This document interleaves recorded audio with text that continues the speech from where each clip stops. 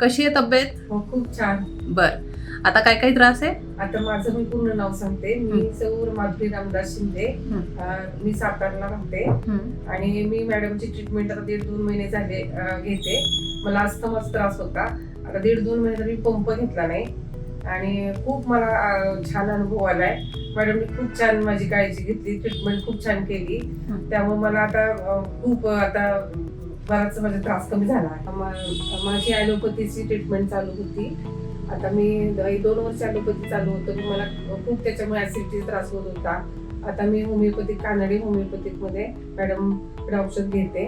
त्याच्यापासून मला ऍसिडिटीचा त्रास कमी झाला. माझा 3 महिने झाले मी पंप कसलाच घेतला नाहीये. माझा पूर्णपणे पंप बंद झाला आहे. खूप छान मला ट्रीटमेंट मॅडमने दिली आहे.